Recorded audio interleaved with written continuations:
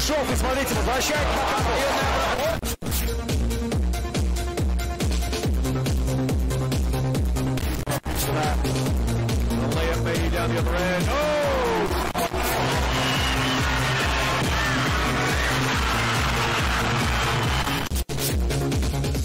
тяжело. Он взял паузу, Кудряшов, и смотрите, возвращает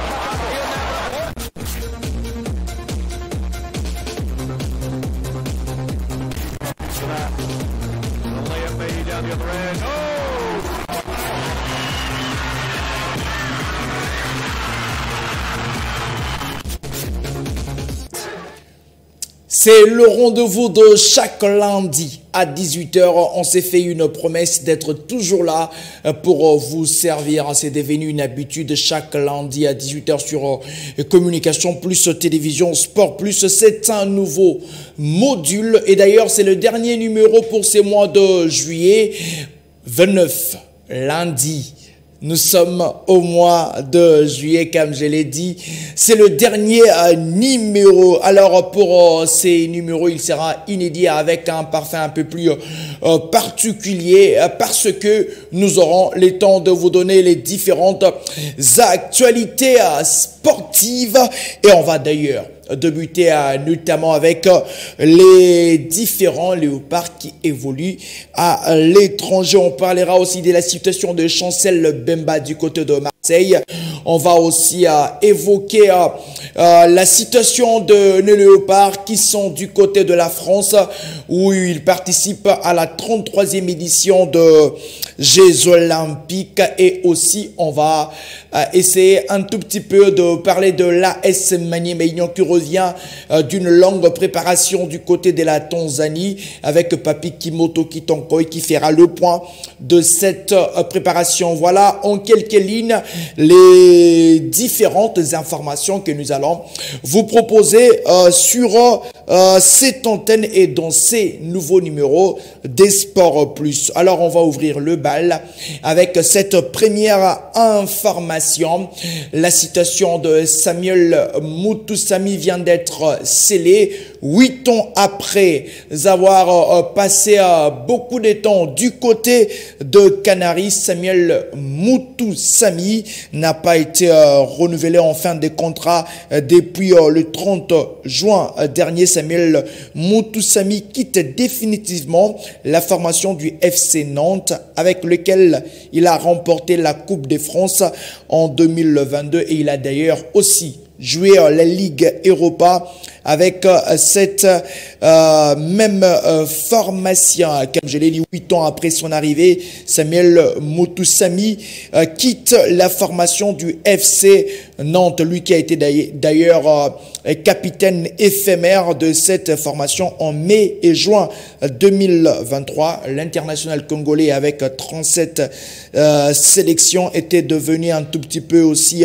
parmi le cadre de ces groupes. Le milieu de terrain de 27 ans n'a pas encore révélé sa prochaine destination. 27 ans, eh bien, ça fera 8 années qu'il a passé du côté de cette formation de FC Nantes, lui qui provenait de la formation des Lions. On verra bien sûr par la suite la prochaine destination de Samuel Mutusami, l'un des cadres de la sélection de léopard de la RDC. Et puis on va continuer avec le léopard qui évolue à l'étranger avec Shadrack Akolo Baba. L'international congolais est en feu. Il est en train d'éclore de tout son talent depuis qu'il est du côté de Saint-Gallen. Depuis d'ailleurs son retour, eh bien c'est un début de championnat clinquant pour l'international congolais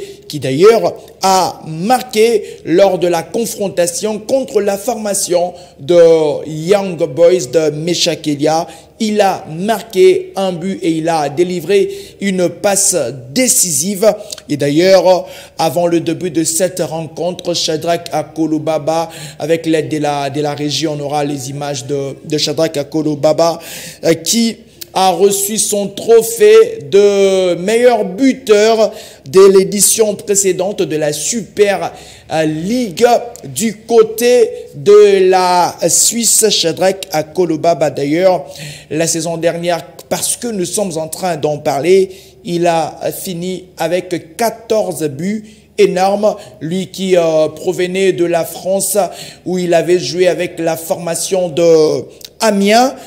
Eh bien, Shadrack Akolo Baba a reçu son trophée de meilleur buteur de la saison dernière. Mais aussi, comme je le rappelle, Shadrack Akolo a marqué un but et une passe décisive. Ça fera 2 buts, toutes compétitions confondues pour les natifs de la République démocratique du Congo, communément appelés les gamins des Kinshasa. Shadrack Akolo Baba qui fait un très bon début de saison. Et d'ailleurs, le léopard de la RDC qui vont jouer au mois de septembre. Il sera bien sûr un atout majeur. Lui d'ailleurs, fort de ses prestations avec son club la saison dernière, il avait fait son retour au sein de la sélection avec le léopard de la RDC. Sinon, Meshak Elia et son club, c'est un début poussif. 3 matchs, 3 défaites pour Young Boys et Meshak Elia. Lors de prochaines rencontres, la formation de Young Boys va certainement vouloir bien négocier ces différents matchs. Alors, on parle de la situation qui devient de plus en plus inquiétante. C'est cette situation de Chancel Bemba Mangoulou. Sa situation n'évolue pas depuis un certain temps du côté de Marseille, poussé à la sortie par ses dirigeants. Et d'ailleurs, depuis l'arrivée de Roberto De Zerbi, Chancel Bemba est sur la liste des indésirables de cette formation. Chancel Bemba qui n'a plus sa place au sein de l'effectif de Marseille. Et d'ailleurs, selon l'équipe, Chancel Bemba aurait rejeté l'offre de la formation de Rennes. En quête, bien sûr, d'un renfort expérimenté en défense centrale, la formation du stade rennais avait manifesté son intérêt pour Chancel Bemba, lui qui n'a plus confiance, lui, je vais y arriver, qui n'a plus beaucoup d'assurance sur son avenir avec la formation de Marseille. Julien Stéphane en pince pour Chancel Bemba et on verra par la suite si et seulement si Chancel Bemba restera au sein de cette formation. On reste sur ce tableau, le tableau précédent des statistiques de Chancel Bemba depuis qu'il était arrivé au sein de la formation de Marseille. Et on voit en image ses 13 buts marqués en 2 saisons. Il a été d'ailleurs élu meilleur joueur africain évoluant en France avec le prix Marc-Viviane Foé au passage. 3 passes décisifs, défenseur avec le plus de buts pour la formation de Marseille. Voilà la statistique de Chancel Bemba avec la formation de Marseille. D'ailleurs, je reviens sur l'intérêt de la formation de Rennes. Sur Chancel Bemba, les techniciens bretons verraient en lui un excellent renfort pour encadrer le reste du groupe avec Steve Mandanda, le franco-congolais, d'ailleurs qui avait fait aussi son passage du côté de Marseille, sous contrat jusqu'en juin 2025. L'international congolais est évalué à 15 millions d'euros par les sites spécialisés Transfermarkt, un montant largement dans les cordes des finances du club breton qui l'aurait donc contacté pour lui manifester son intérêt et évoquer un transfert cet été. Mais les quotidiens sportifs ajoutent que Chancel Bemba n'aurait pas était emballé par les projets de la formation de Rennes. Chassé par le nouvel entraîneur olympien, l'ancien joueur du FC Porto ne serait pas pressé de quitter la Canébière, ce qui commence à agacer en interne. On verra certainement jours qui viendront pour vous parler de la citation de Chancel Bemba qui devient de plus en plus inquiétante. Certainement, l'OM a besoin de l'argent. Lui qui a cette formation qui avait lavé son effectif avec le départ de plusieurs joueurs, notamment Pierre-Emerick Aubameyang.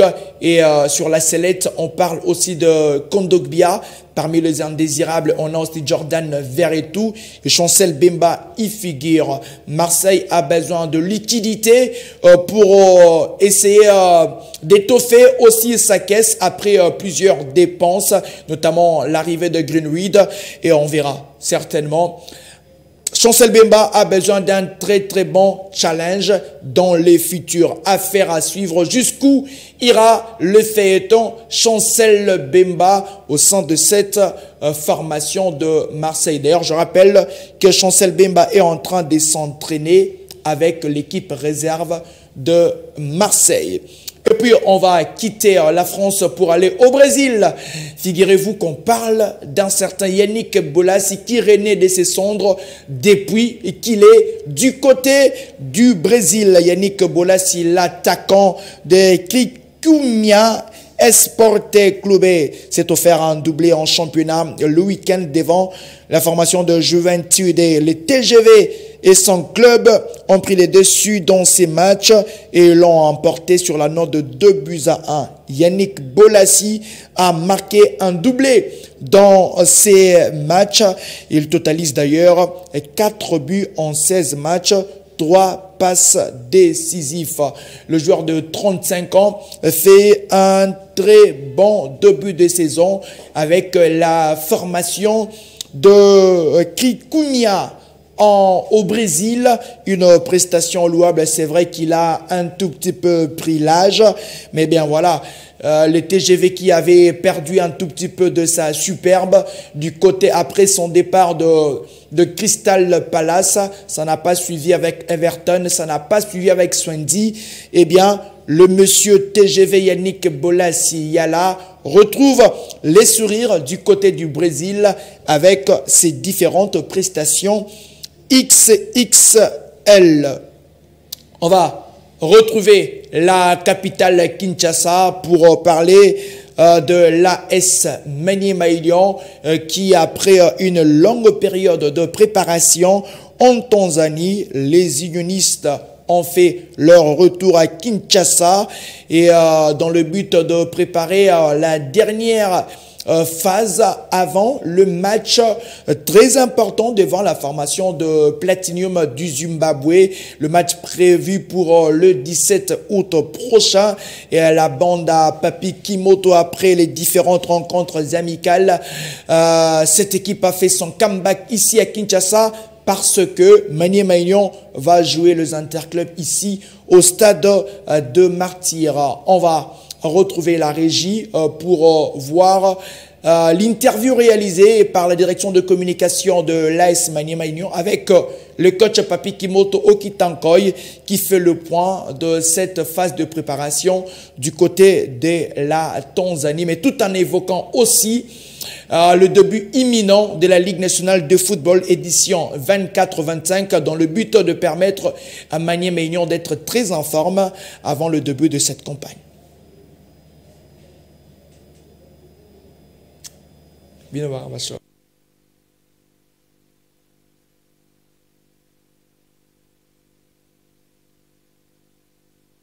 un mois de préparation déjà, dont un séjour tanzanien de 2 semaines arrivé à terme. L'entraîneur principal de l'AS Maniema Union débriefe en commençant par ce qu'il pense du temps passé dans la ville de la paix et de la polémique sur le choix des adversaires. On est très satisfait de notre préparation parce qu'on avait périodisé notre préparation, à savoir 2 semaines, chaque étape avait 2 semaines. On avait débuté à Kinshasa avec la capacité d'endurance, renforcement musculaire ainsi que la mobilité. Et ici, on avait monté en intensité avec la puissance tactique et consort. On sort d'une très bonne préparation, je suis très content. Et voilà. Et ça nous reste maintenant 2 semaines à chercher la perfection pour aller faire un bon match à l'extérieur. Déjà, il y a un problème de disponibilité. Tous les grands Tanzaniens ne sont pas en Tanzanie. À savoir Simba, Yanga, ils sont partis en Afrique du Sud. Azam, il est parti au Maroc et l'autre Simba, il est parti en Égypte. Donc, on prend ce qu'on a en main. Et nous, tout ça, ça ne nous intéresse pas. Nous, on était en pleine préparation physique. Ce n'est pas l'adversaire qui compte dans cette période-là. Malheureusement, ils ne connaissent pas ce que nous, on est en train de faire. On a des jambes lourdes, on peut jouer les adversaires dites moyennes, mais ce sont les adversaires des Yang qui jouent la saison passée, ils jouent avec eux, contre eux, et donc sont en première division. Et autant plus qu'on a joué avec les jambes lourdes, voilà, mais c'est pas ça qui compte. Pour nous, ce qui compte, c'est la manière, le contenu. Qu'est-ce qu'il faut faire quand on a le ballon, quand on l'a perdu, comment placer nos attaques et tout, placer notre offensif et aux médias et peu importe. C'était ça l'objectif de cette période-là où on est. Maintenant, ça nous reste 2 semaines, on va aller chercher les noms si vous voulez bien et partout, on va même à Kinshasa. Papi Kimoto revient sur la suite du programme de son club après l'étape de Dar es Salaam, avant de placer un mot sur les Zimbabwéens d'Ongezi Platinum FC, prochains adversaires des jaunes et noirs congolais. On a eu à suivre cet adversaire, on a regardé les matchs, voir le résumé de cet adversaire. On connaît comment il joue sur les vidéos, ça peut changer aussi.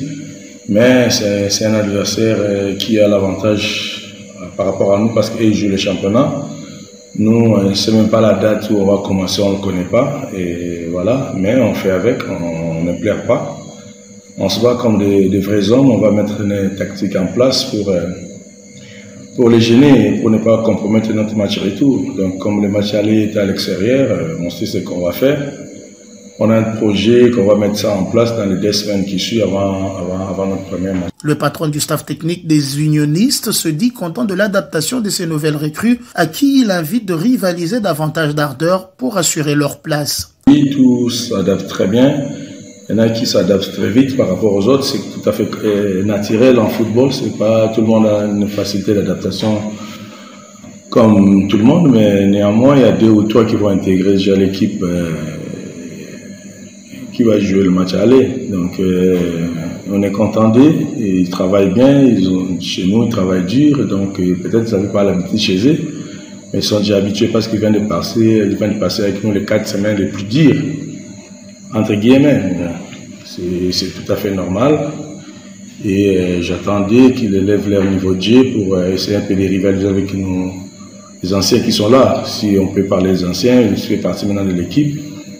On a la chance de garder notre effectif au grand complet, hormis Mutula qui est parti. Papi Kimoto Okitanko qui a beaucoup approuvé cette saison dans la nouvelle édition de la Ligue nationale de football, mais aussi la priorité reste certainement la participation à la Ligue des champions africaine pour la nouvelle saison. On va ouvrir le chapitre de Jeux olympiques avec la participation de nos athlètes dans cette 33e Olympiade. Et les Congolais ont très mal débuté avec la défaite de Arnold Dasso Kisoka qui a été éliminé dès l'entrée. Et pour le sujet des Jeux Olympiques, nous avons le plaisir de recevoir ici sur ce plateau Monsieur Roby Ebengo qui nous fait l'amitié d'être là. Avec lui, on va parler du reste de l'actualité, mais tout en débutant avec les Jeux Olympiques. Bonsoir, messieurs, et bienvenue. Bonsoir, Cédric, et merci pour l'invitation.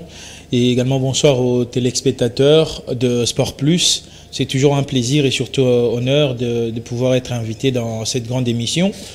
Et j'espère en tout cas que nous serons à la hauteur au regard des différentes thématiques retenues. Exactement. On va avoir le tableau d'ailleurs de différents athlètes qui vont aussi compétir dans cette 33e Olympiade avec le programme déjà pour mardi demain, 30 juillet à 13h, il y aura Marcella Sakobi qui va entrer en danse. Jeudi 1er août, il y aura Brigitte Bambi, une autre boxeuse. Et puis du côté de la natation, nous aurons deux athlètes avec Aristote Ndombe et Divine Mansadi. Divine qui va compétir jeudi à 10h. Aristote plutôt à 12h du samedi 3 août. Avec du côté de l'athlétisme Dominique Lasconi. Voilà le programme de nos athlètes. D'entrée, Roby Ebengo, Arnold Kisoka. Après 1 minute et 17 secondes, le monsieur a été battu. Analysons une attaque et puis après c'est l'abandon. Manque de préparation, manque de concentration, distraction. Comment analysez-vous cette défaite? Je pense qu'il y avait 3 attaques dès l'entame. C'est lui qui avait d'ailleurs enregistré un Shido de côté de son avantage. Malheureusement, on n'a pas pu voir un grand judoka comme d'habitude parce qu'on ne peut pas l'oublier qu'aujourd'hui, parmi les jeunes qui font la fierté du judo congolais, il y a Arnold Kisoka. Il y a aussi qu'on appelle Zibiou, malheureusement lui qui était suspendu depuis les Jeux de la francophonie. Aujourd'hui, c'est vrai, Arnold Kisoka a été battu parce qu'on sait que le judo, on peut, après même 5 secondes, le match peut se terminer comme ça. Oui. Donc lui, au moins, il a essayé d'arriver jusqu'à 1 minute 17 secondes. C'est pas peu. Et c'est pas à négliger sa prestation. Ben, c'est vrai, après tout, c'est une compétition où on attendait absolument une médaille, parce qu'on ne peut pas aller faire une simple figuration, mais plutôt une médaille. Il fallait qu'on rentre, ne fût-ce qu'avec une médaille, soit bronze, soit en argent ou carrément en or. Et parce que la RDC, depuis des années, on attend cette médaille d'or, ça n'arrive toujours pas. Ben, c'est aussi un problème de préparation, qu'on se le dise. Le boxeur congolais, ou soit les judokas congolais, ont un sérieux problème, surtout sur le plan préparatif. Ils n'ont pas été à la hauteur déjà dans la préparation. On a vu comment est-ce que la préparation des judokas, des boxeurs, s'est passée ici au stade de Martyrs, à ciel ouvert, et dans des conditions déjà qui ne remplissaient pas les normes. Et moi, personnellement, je ne m'attendais pas à une très grande prestation de Kisoka, parce que... Mais lui, au moins, il a été rapatrié du côté de la France depuis un moment. Depuis un moment, mais les Jeux olympiques, tout comme les Jeux africains, se préparent pendant 4 ans. On ne prépare pas les Jeux pendant 1 semaine ou 2 semaines. Vous allez vous souvenir que les judokas, il avait demandé à l'époque du ministre Kabulo Mwana Kabulo, d'effectuer un stage au niveau de l'étranger, question de s'acclimater et se mettre en danse avant les débuts de ces Jeux, chose qui n'a pas été réalisée. C'est seulement avec le maigre moyen de Nicolas Lianza qui avait mis à la disposition de l'athlète de pouvoir aller un tout petit peu essayer de pouvoir se préparer, mais ça n'a pas été si fameux que ça. Et je pense, déjà, ce n'est pas lui-même, Arnold Kisoka, qui a un problème sur le sol. Beaucoup de judokas congolais, nous qui avons l'habitude d'aller dans chaque prime de judoka, mais ici, au sol, il n'a pas traîné. Il n'a pas traîné parce qu'il y avait un clé, des petites... et puis une clé, excusez-moi, et puis c'est tout, il a abandonné. Non mais c'est vrai, on peut être debout, il est très fort, mais au sol, il est faible. Il a même soulevé ça lors de son interview, je ne sais pas, peut-être à la prochaine émission on aura ça, mais il a dit clairement que lui n'est pas très fort. Et d'ailleurs, ici en RDC, au regard des tatamis que nous utilisons, déjà, ce n'est pas des vrais tatamis dans l'aire de jeu ou club habituel, ce sont des copeaux de bois, ok, on va placer et puis on va mettre des bâches au-dessus, mais c'est pas les normes. Alors que les Coréens, les Japonais, je ne sais pas moi quelle nation encore, sont plus avancés par rapport à nous qui sommes ici en RDC. On n'a pas des moyens vraiment adéquats pour arriver à mieux se préparer, pour arriver à mieux préparer la génération, tout comme les athlètes. Et c'est justifié. Sa défaite est vraiment justifiée. On ne peut pas aujourd'hui incriminer l'athlète, non parce qu'il n'a pas pu gagner. Il n'a pas démérité, mais sa préparation aussi était chaotique. Il y a les autres qui restent. Nous avons vu le programme, notamment avec Marcela Sakobi qui incarne l'espoir avec sa deuxième participation. Il y a aussi Brigitte Aristote du côté de la natation. Lui d'ailleurs qui a eu la chance de participer à ces Jeux. Il y a aussi Dominique. Est-ce que la suite peut-elle être radieuse? Bon, vous avez commencé avec Marcela Sakobi. Oui. On était aux Jeux africains au Ghana. C'était pas, sa participation n'était pas si fameuse que ça. Déjà, on ne peut pas mettre l'espoir, à moins qu'il y ait un miracle. Oui. À moins qu'il y ait un miracle, à moins qu'elle se relève la tête et se dire que voilà, je suis une championne du Congo et j'ai beaucoup de prestations, des belles prestations ici en Afrique, mais aussi je vais aller montrer de quoi est-ce que je suis capable au niveau mondial. Mais au regard de ces performances des différentes éditions, on ne peut pas mettre l'espoir. Ce sont des Congolaises, ce sont des Congolais qui vont représenter le pays au niveau de ces Jeux olympiques. On ne peut pas croire vraiment à 100%, voire même être sûr qu'on aura des belles prestations parce que déjà, la préparation, je rappelle que la préparation n'était pas à la hauteur de ces Jeux. Là, on doit se le dire. Oui. Peut-être qu'à ce niveau, je pense que le comité olympique congolais n'a pas vraiment beaucoup misé sur ça. Je sais qu'ils vont soulever le problème des moyens, mais il faudrait... Tison l'a dit précédemment. Oui. Il y a des moyens qui proviennent des CI, c'est-à-dire le comité international. Il fallait qu'on mette au moins les minimums pour ces athlètes-là, question de se positionner, ne fût-ce que parmi les 5 premiers. Parce que les Jeux, aujourd'hui, nous parlons des Jeux olympiques. Oui. Nous devons préparer ça 4 ans en amont. Je l'ai dit au début. La RDC, on est championne dans l'improvisation. On dit c'est en pleine compétition qu'on veut préparer la compétition. Ça ne se fait pas comme ça. Oui. Nous devons éviter ces choses-là. Si demain ou après-demain, nous voulons avoir des athlètes aguerris, nous voulons revenir au pays avec de médailles, nous devons travailler dans la durée. Oui. La RDC ne travaille jamais dans la durée. Nous travaillons comme de courtes joies. C'est-à-dire, on se lance dans un projet parce qu'on sait que dans 2 mois, ça va nous produire quelque chose. Mais on ne veut pas se lancer dans un projet pendant 5 ans parce que de peur que je ne puisse même pas bénéficier de ça et que les autres puissent en bénéficier. C'est ça le mal congolais. Nous devons revenir sur le projet à long terme. Les comités olympiques doivent, après ces Jeux, je ne sais pas que, je ne souhaite pas qu'il y ait un fiasco de la part des Congolais. Je suis vraiment un fervent Congolais à 100% de père et de mère.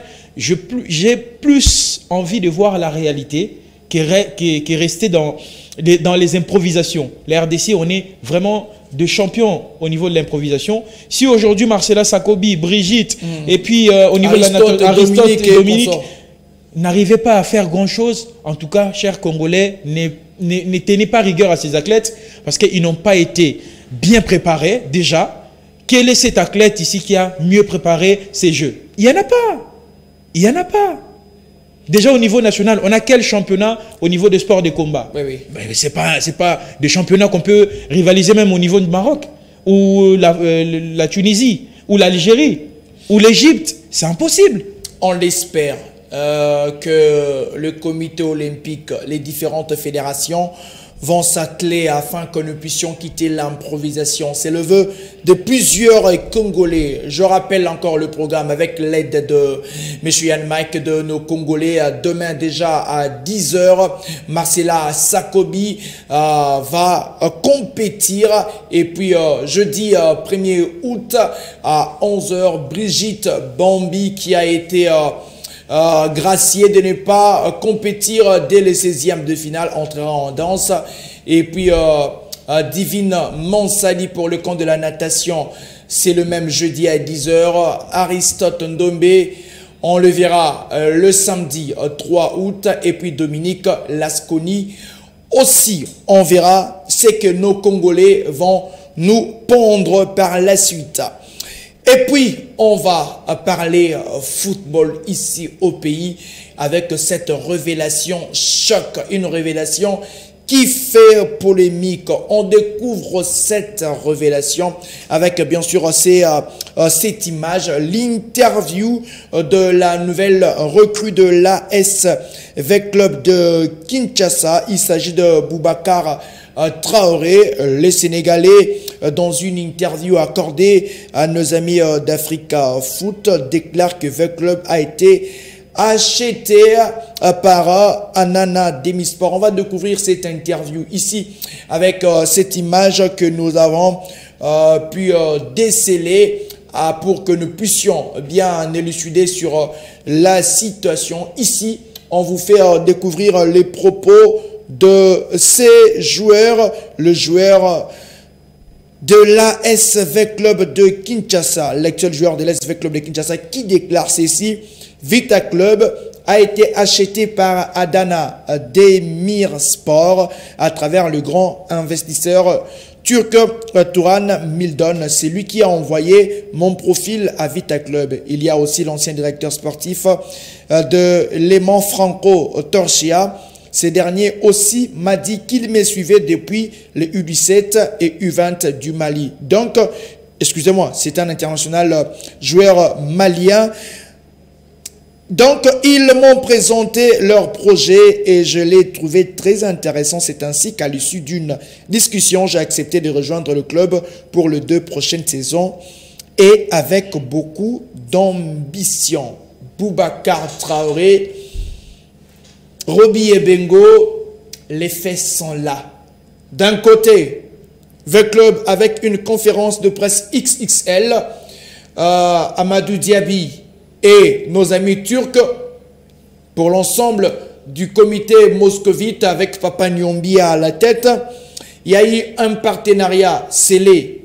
Et puis nos amis de la firme turque étaient de premiers investisseurs et de premiers qui avaient une grosse part. Mais ici, le joueur ne parle pas de l'SV Club comme un club qui l'intègre seulement, mais il évoque d'abord son intérêt parce que V Club a été racheté par Adana Demispor à travers le grand investisseur turc Turan qui est le chairman de cette formation de l'SV Club de Kinshasa, une bombe.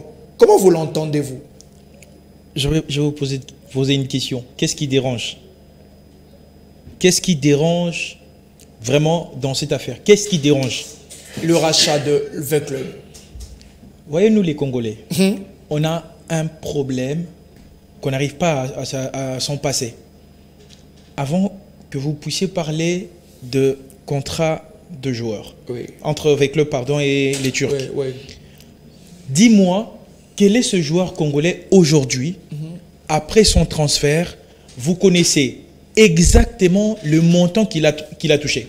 Quel est ce joueur? Si vous me le dites ici sur ce plateau, en tout cas, je pense que j'aurai plus des arguments. Quel est ce joueur congolais? On vous a invité en tout cas pour être ici, pour avoir des arguments. Quel est ce joueur congolais qui, aujourd'hui, après son transfert, en quitte de V Club vers Mazembe vers le Coco? Vous insignez quoi là-dessus?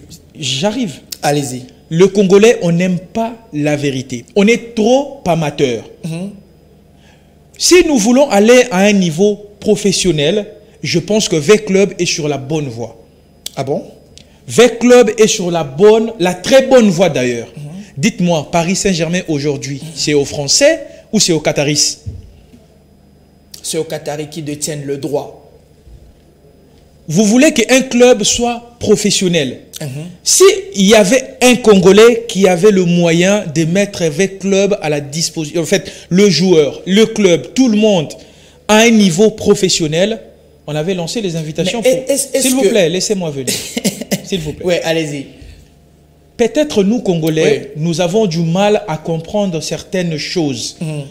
Le football reste aujourd'hui un vrai business. Si nous voulons que ce club puisse avancer, nous devons arriver à ce genre de contrats. Peut-être, moi je sais que je vais fustiger un tout petit peu, peut-être c'est la communication. Contrat, oui. S'il vous plaît. Mais on parle de la vente du club. Parce que il est bien clair dans son interview. Et d'ailleurs, avant de monter sur ce plateau, il se pourrait que le joueur aurait même démenti ses propos. Là, ça frise la malhonnêteté quelque part. si le club est vendu, moi, je reste en tant que professionnel. Avec club, aujourd'hui, si elle est vendue, en fait, cette équipe est vendue, moi, ça ne me dérange pas. En tant que Congolais, ça ne me dérange pas. Si aujourd'hui... Pour la bonne organisation. Par le Turc, et puis avec nous tout ce qu'il met en place. Aujourd'hui, nous avons un très mauvais système dans nos clubs. Commission de gestion, commission des papas, commission suprême, commission de maman VA. Ça, ce sont des choses qui rabaissent nos clubs.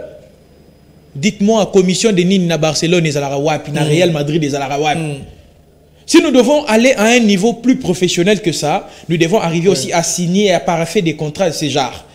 Ce que je vais fustiger peut-être, c'est la communication autour de ces deals.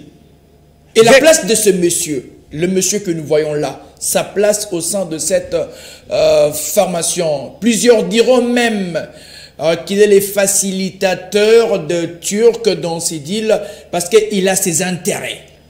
Mais tout le monde, quand on travaille, on a des intérêts. Quelle est cette personne qui vient travailler ici pour ne rien gagner? Même les régisseurs viennent ici. S'ils ne sont pas payés, mais papa, Monsieur Nmaïgo. Non, mais je vous dis, quelle est cette personne qui vient travailler sans intérêt? Même le président du club, quand il débourse son argent comme ça, acheter de joueurs, etc., vous attendez quoi? À boire qu'on a poubelle? Non, mais il attend quelque chose. C'est-à-dire ce joueur-là, quand ils seront vendus, ou seront presque fin contrat, ils sont sollicités ailleurs, bah, il va récupérer quelque chose. Si Amadou Diaby aujourd'hui, c'est lui le président de V-Club, et qu'il est le facilitateur des Turcs, et c'est lui peut-être qui a amené les Turcs chez V-Club, où est le mal? Chacun cherche son pourcentage. Même les supporters cherchent aussi leur pourcentage. Aujourd'hui, ce V-Club appartient aux Turcs, et que V-Club est champion de la Lina Foot, champion de la Ligue des Champions, et V-Club au niveau des interclubs de la CAF, au top des niveaux, au niveau du club mondial, je dirais Coupe du monde des clubs, V-Club arrive à ces niveaux. Donc, est-ce qu'on verra encore ce problème des Turcs chez V-Club ou carrément on va changer des discours? Donc, aujourd'hui, si le Turc en possession dans toute l'effectivité cette formation de l'SV Club, c'est salvateur pour les moscovites et on ne doit pas en faire un débat. Je pense que... Et quid de la communication, d'ailleurs, vous l'avez parlé. S'il vous plaît. Oui. Quand on dit le rachat du club, ne pensez pas que... Je vais essayer un tout petit peu d'éclaircir à ma manière. Oui. Les Congolais, quand on dit que l'ASV Club est vendu ou racheté par les Turcs, ils pensent que tu l'ongoli vite en Congo, tu en Turquie. Non! Allez-y. Le club reste congolais. C'est-à-dire, on voulait que le club soit des sociétés. Peut-être qu'il y a des parts, etc. Exactement. OK? Si nous voulons la mutation de l'ASBL vers société, il y a des parts qui doivent être des processus. D'où, dans cette part, si les Turcs ont plus, exactement. C'est eux qui auront la gestion. Oui. Les Qataris ont une part vraiment énorme. Considérable chez PSG. Mais c'est l'un des clubs là. Est-ce qu'on dit déjà PSG est un championnat qataris? Donc, d'où le club est en mode Paris Saint-Germain. Le Qataris sont les Turcs. Non seulement Paris Saint-Germain. Manchester City récemment. Beaucoup de clubs européens. Marseille, par exemple. Marseille appartenait à une autre personne. C'est-à-dire, si vous voulez que vos clubs arrivent à un niveau, vous voulez justement que aujourd'hui, ma club n'habite à la société et que ce joueur qui travaille dans ce club-là soit exactement mieux payé et qu'il y ait une très bonne organisation et que vous ayez toujours la participation à chaque saison au niveau des interclubs de la CAF, acceptez, messieurs, que vous puissiez passer par cette route-là, parce que c'est une route qui va vous amener au niveau professionnel, qu'aujourd'hui, peut-être le seul club, entre guillemets, on dit semi-professionnel, c'est Mazembe. Si V-Club arrivait à ce niveau-là, mais où est le mal? Je rappelle que V-Club ne quittera jamais le Congo pour aller prester au niveau du championnat turc. C'est-à-dire, le club reste congolais, mais si le club est devenu société aujourd'hui et que les Turcs, Papa Nyombi ne quittera jamais V-Club. Même Prince Ilevan Zazi ne quittera jamais V-Club, parce que c'est dans les contrats. Et moi, je ne condamne pas le joueur. Pourquoi est-ce que je ne condamne pas le joueur? Tout ce qui est transfert du joueur dans le club, c'est mentionné à l'intérieur. Quand vous signez chez V-Club, on vous dit V-Club c'est telle chose, telle chose, telle chose. Et le joueur n'a pas tort. Le joueur n'a fait qu'éclairer l'opinion. Peut-être que la communication des clubs a péché pour dire la vérité. Car nous, on est habitués à ça. On veut avoir des coulisses. Aujourd'hui, V-Club sera contrôlé à 100% par le Turc. Même à 150%, pourvu que le club puisse mieux vivre. Après tous ces moments de déclin, des difficultés où on a vu l'argent qui sortait de la main d'un individu. Et puis, mais il y a un problème. Aujourd'hui, l'SV Club qui va peut-être miter en société, la procédure, elle est là. Aujourd'hui, quid si les Turcs auront une grande partie, quid de toutes ces commissions? Auront-elles encore de l'importance? Comité des supporters, conseil des sages, parce qu'en termes de société, vous n'avez pas de part, vous restez un simple supporter. Même le supporter doit avoir... Bah oui, je loue cette initiative. Oui. Je loue cette initiative. Avant que nous soyons nés, V-Club existait. Depuis qu'on est né, V-Club existe. Oui. Quel est l'apport majeur de toutes ces commissions-là dans V-Club? Mais quand aujourd'hui, DSMP est en train de sombrer. C'est à cause de quoi? Commission, etc. Commission des sages. Et ces sages-là n'apportent absolument rien en termes d'avancée du club. Oui. Ils n'apportent rien. Si vous aimez votre club, alors les supporters auront leur part. Oui. Ceux qui se disent, je ne sais pas moi, autorité du club, auront aussi leur part. Je vous rappelle ici, à moins que je me trompe, André Kimbuta Yango, l'ancien gouverneur de la ville-province de Kinshasa, a une part chez et parmi Barcelone. Les actionnaires. Parmi les actionnaires du Barcelone. Où est le péché? Où est le problème? Quand vous mettez votre argent et qu'en retour vous gagnez quelque chose, où est le problème? Barcelone aujourd'hui n'existait pas. Barcelone est venu à Kinshasa. Barcelone joue le championnat congolais. Non. Non. Les Qataris ont aussi leur part dans l'équipe de Barcelone. Est-ce que Barça a quitté l'Espagne pour aller jouer au Qatar? Aux Émirats Arabes Unis? Non. Laissez ces clubs respirer par rapport à ces genres d'organisation. Si au moins nous voyons quelqu'un qui amène une très bonne initiative, nous sommes là et nous serons derrière cette personne-là pour ramener les clubs, surtout pour l'avancer. Aujourd'hui, nous plaignons. On est en train de pleurer à cause de la mauvaise prestation de nos athlètes au JO. Quel est cet athlète congolais qui a un sponsor? C'est qui cet athlète congolais? Qui a un partenaire. Qui a un partenaire. C'est qui cet athlète? Même dans le football, il n'y en a pas. C'est une connaissance très très bien approfondie et très bien élaborée de Roby et Bengo qui a passé au peigne fin. Certainement la déclaration du joueur, il n'y a aucun mal selon Roby et Bengo si V-Club aujourd'hui était racheté à 100% par les Turcs, même à 150%. Et bien si c'est à l'avantage du club, c'est l'image d'ailleurs du pays qui est en jeu. Alors, merci à toutes et à tous d'avoir été de notre Roby et Bengo. Nous sommes arrivés à la fin de ces derniers numéros du mois de juillet. Merci d'avoir été là. Merci beaucoup Cédric Mepataï.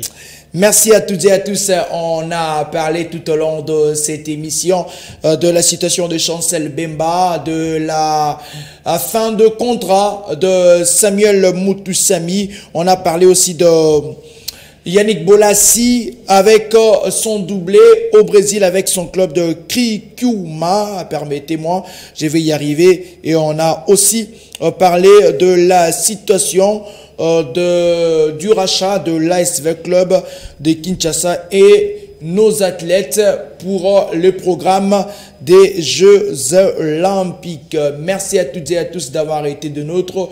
Merci à l'équipe technique qui nous a accompagnés, Jacob Kayanda avec Benilo là derrière les caméras, Monsieur Yann Mike en régie sous la supervision de Leslie Mavata et aussi c'est lui qu'on appelle Monsieur Neville Kabongo. Et bien sûr, avec l'homme en jaune, Caporé Gislem Bengo. On se retrouve très prochainement avec le même plaisir.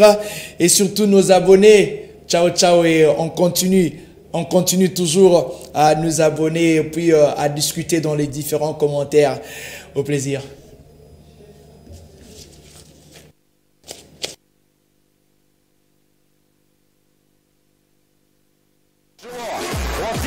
паузу Кудряшов и смотрите, возвращает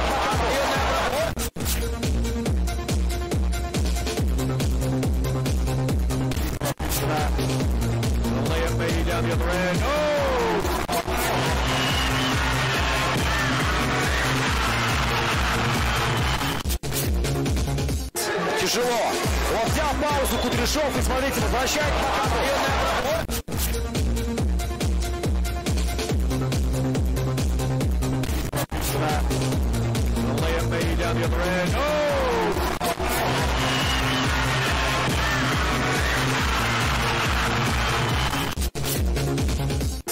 тяжело.